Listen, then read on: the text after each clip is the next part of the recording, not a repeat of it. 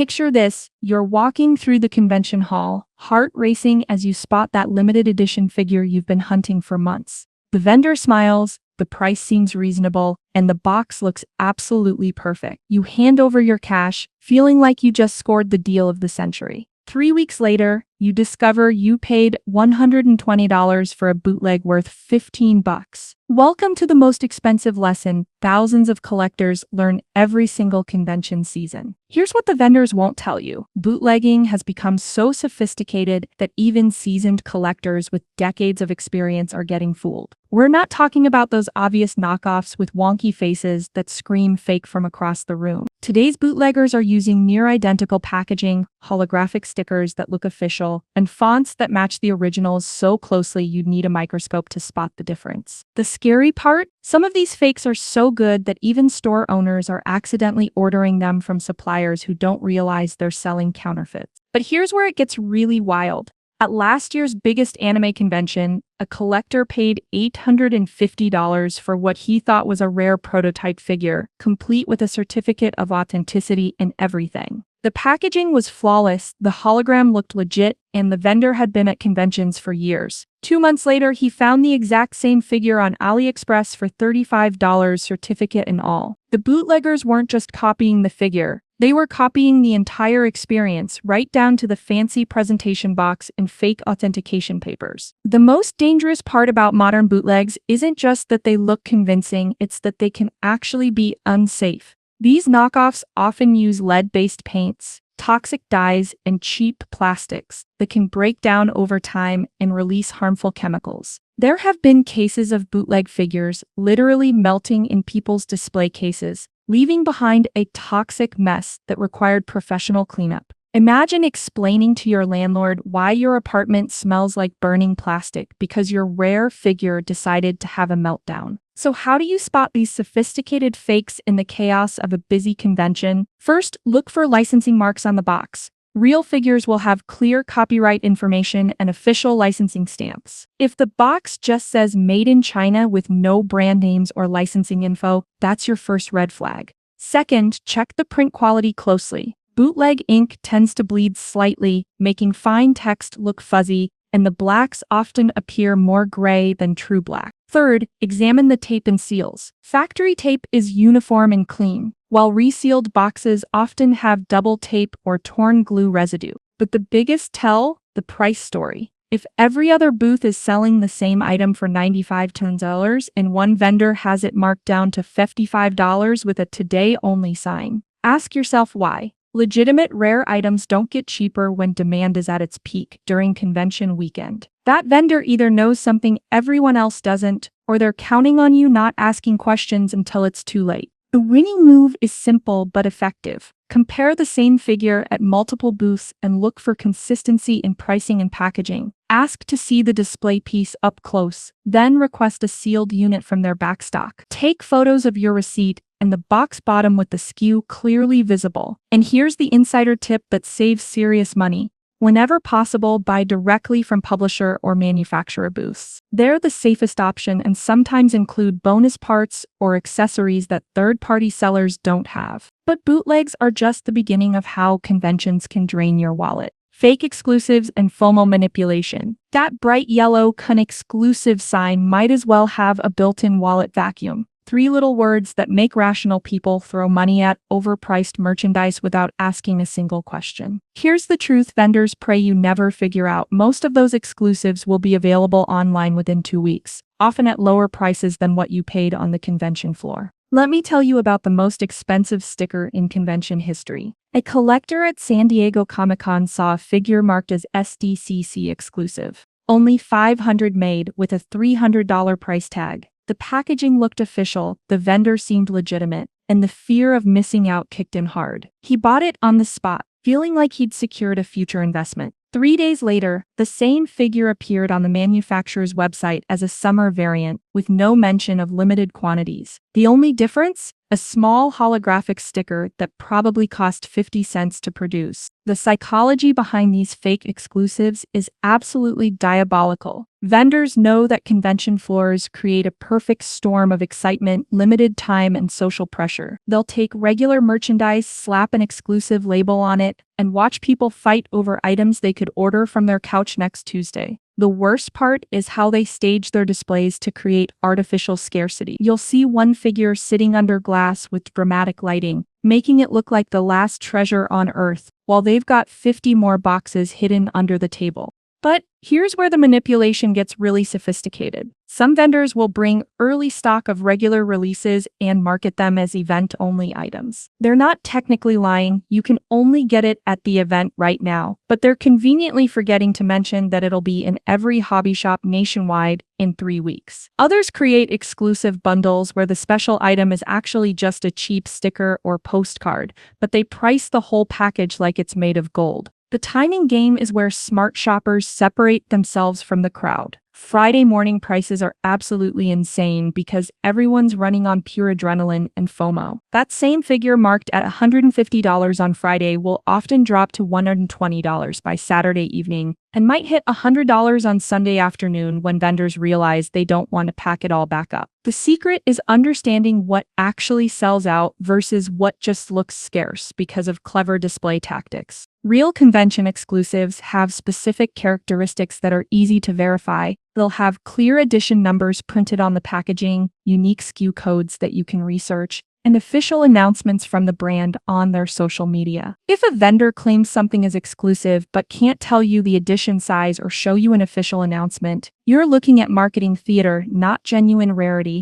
Here's the insider move that saves serious cash. Scout everything first before buying anything over $50. Do a quick 15-minute walkthrough of the entire convention floor, noting booth locations and prices for items you want. Many vendors restock during lunch breaks or after major panels, so ask about restock times instead of panicking that you missed your chance. And here's something most people never think to do. Carry cash for small negotiations. Some vendors will cut prices for cash payments because they avoid credit card processing fees, especially on Sunday when they want to lighten their load for the trip home. The bundle strategy is your secret weapon against inflated exclusive pricing. Ask vendors, if I grab the exclusive and this regular item, what's the total out-the-door price? Most will drop $10 to $20 when you're buying multiple pieces, and that discount often covers the exclusive markup entirely. You're essentially getting the limited edition element for free while paying normal prices for everything else. But even when you've mastered the exclusive game,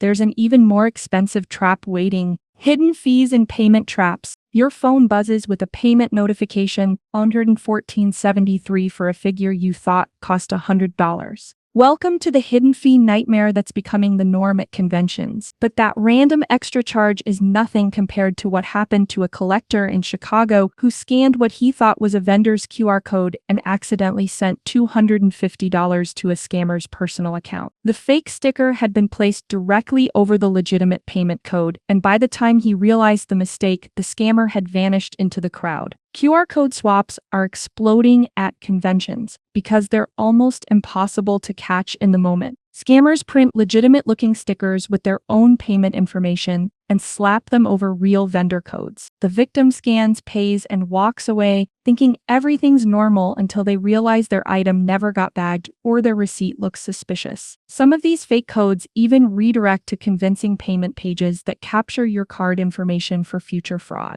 The scary part is how professional these operations have become. They're using the same fonts, colors, and even holographic elements as legitimate payment systems. Then there's the friends and family discount trap that's costing people serious money and all their buyer protection. Vendors will offer you a $5 or $10 discount if you send payment as friends and family instead of goods and services. Sounds like a sweet deal until your $300 limited edition figure arrives broken, or worse, never arrives at all. When you try to dispute the charge, you discover that friends and family payments have zero buyer protection. You're not purchasing goods, you're supposedly sending money to a friend, so the payment processors won't help you get it back. Mystery boxes and blind bag gambling deserve their own category of financial destruction. Here's some math that'll make your wallet cry. That chase figure with 1 in 72 odds? At $15 per box, you're looking at an expected spend of over $1,000 to statistically guarantee getting one. But here's the really messed up part. Many vendors pre-sort cases, pulling out the rare items and leaving you with commons.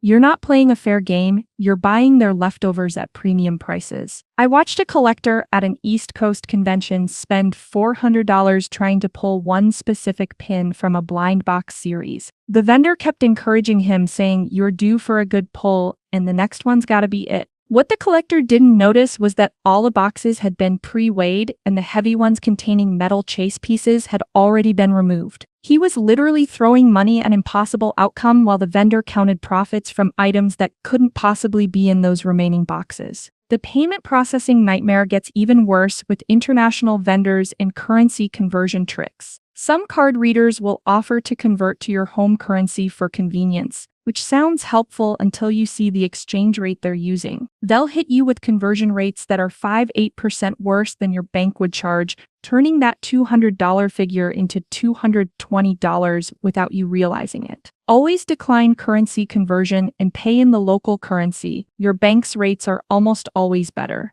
But the most insidious trap is the offline card reader scam. Some terminals will process charges offline and post them later, sometimes multiple times. You'll think you paid once, but your bank statement shows 3 identical charges from the same vendor. By the time you notice, the convention is over, the vendor is gone, and you're stuck disputing charges with limited evidence of what actually happened. Here's how to protect yourself from all these payment nightmares. First, always verify the merchant name on the payment terminal matches the booth signage. If it shows some random person's name instead of a business, ask why before proceeding. Second, demand out-the-door pricing that includes all taxes and fees so there are no surprise charges. Third, use credit cards instead of debit for stronger fraud protection, and never agree to friends and family payments no matter what discount they offer.